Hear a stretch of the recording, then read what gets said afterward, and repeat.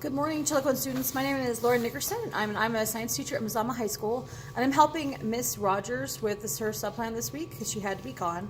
I know there was some confusion the last couple days about the Human Impacts Project, so I wanted to take a second and explain this because this is actually one of my lesson plans, and sometimes it's easier to hear it from a person rather than reading about it in a subplan, so I thought I'd explain it with you guys. We're doing Human Impacts because that's one of the main focuses for the Next Generation Science Standards, and it's across all grade levels. So this is appropriate for all classes, all grade levels. You just want to find a topic that interests you. There should be a list of topics to sign up for. You're working with a partner, and that partner and you have picked one topic, and you're going to be researching that topic. Probably only one group per class has that topic. We don't have 5 people that are all researching fracking, for example. Okay. You also have a handout for this. So why don't you take a second, pause this video, get that handout out in front of you so we can go through the instructions together real quick. Okay, so you've got your handout. Great. Let's go through the project requirements. We're on the first page. The first thing you have to do is, after you've got your topic picked, you have to come up with a general description. Remember, you're the only group researching this, and you're going to be presenting it to other groups, and it's probably going to be hanging up in the hall. So you got to tell people what this topic is. What is the issue that arises with it?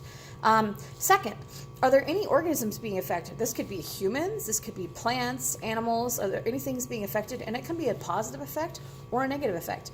All of these human impact things are both pro and con. There's good and bad things to them, and that's what makes it such a difficult conversation. While you're looking at the organisms, you're also taking a look at where is this happening. Is it happening in one location more than others, particular countries? Is it global? Where are the areas that it's happening? You need to find at least 3 pictures. Now this brings me to where you're going to store all your information. My suggestion is that you open up a Google document and you share it with your partner using their KCSD Google email. Then you can both contribute to this document. So when you find a picture that you feel is a relevant picture, you can copy, cut, and paste it into your Google document to print it later to make it part of your poster. A public service type announcement. This can be a little tricky, it's a little confusing. What we're looking for is a slogan. Remember, what you're creating is a super informational public service announcement. So it's everything the public should know about this topic, both good and bad. Lots of times when you're trying to get information about a topic out, you come up with a little saying, kind of like Nike, just do it.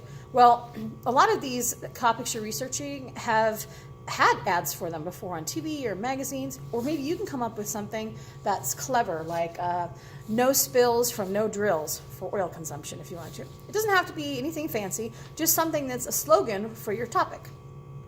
Next up, 5 facts or key issues. These should be things that you don't ordinarily know. These are new information that you found out about this project. It could be statistical, it could be predicting the future or past information, but 5 facts. Next up, we have quantitative data. Quantitative data is a fancy way of saying data that comes from taking numerical measurements, not just this pillow's red. That's not quantitative data. There's 3 pillows, that's quantitative data. So quantitative data for your project is going to be graphs, tables, something that was measured. You're going to need to have a picture of that, and then you're going to need to, in your own words, explain it on your poster. You can't just put a graph on there and not explain what it means. So some quantitative data. 3 relevant vocabulary words. These should be new words that you saw when you're reading about this topic. You kind of thought to yourself, what is that? And you had to look it up. It shouldn't be something super simple like coal. I think most people know what coal is, but maybe it's a refining technique and there's a term with it and you didn't know what that was. You can explain that on your poster. So 3 vocab words. And then some action steps. If you were in charge, what would you decide? What would you do? So it could be what's being done by organizations around the world, both pro and con. What can be done in the future? Like what are some steps we're doing? Or maybe there's some new technology out there that is helping with this impact. And then lastly, how can a high school student contribute? Maybe there's a Facebook page about it or an Instagram feed that you could follow to get more information.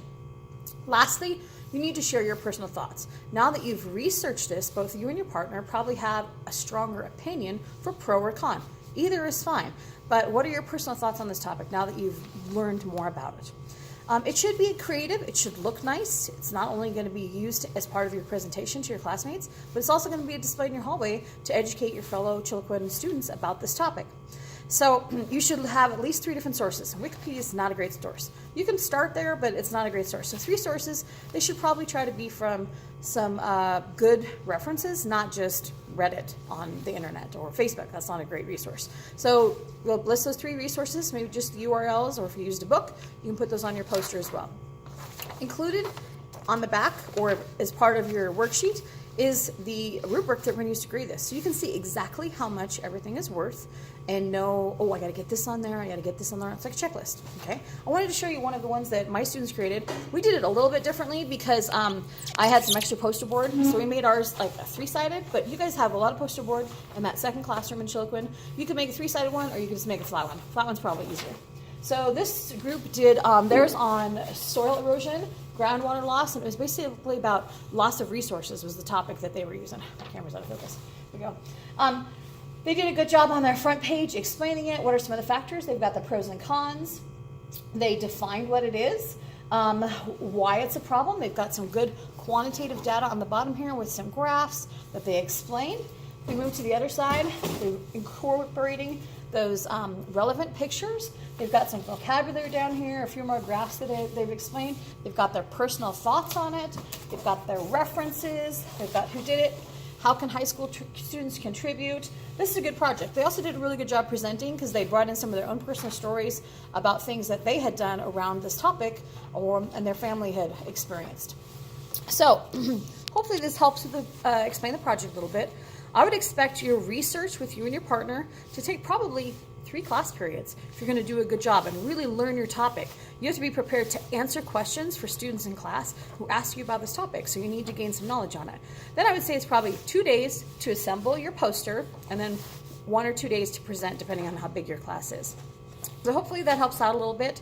Pick a topic that you don't know very much about, that you might want to learn about, and then go after it. See what you can learn about it, and be willing to educate your classmates on it. Anyways, have a great Friday up there in Chiloquin, guys. Thanks a lot. Bye.